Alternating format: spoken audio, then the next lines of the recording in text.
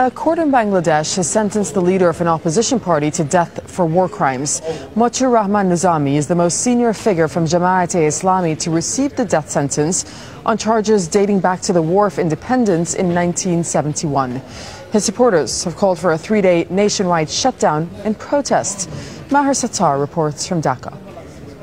As head of Bangladesh's main religious party, Jamaat-e-Islami, Mutiur Rahman Nizami is one of the highest profile men to be tried on war crimes charges dating back to 1971. He is the 10th person convicted by the Special War Crimes Tribunal, which has been criticized by international human rights groups for lack of fair legal process. But many Bangladeshis believe the trials are long overdue. The trial is necessary for justice. I mean, heinous crime occurred during the Liberation War. It's a crime against humanity, genocide, massacre and everything. So we can't escape this reality. This is Bangladesh's national monument to those killed in its War of Independence for Pakistan in 1971. The war was marked by atrocities against Bangladeshi civilians. Independent researchers estimate that between 300,000 and 500,000 died. The Bangladeshi government puts the figure at 3 million.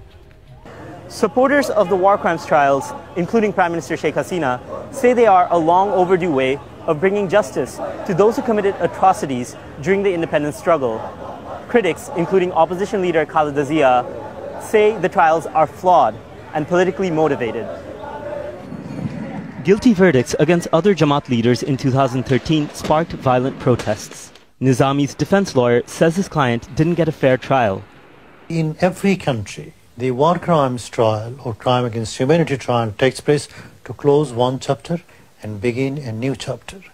This is an exception in Bangladesh. This trial has divided the nation. This trial has rocked the nation.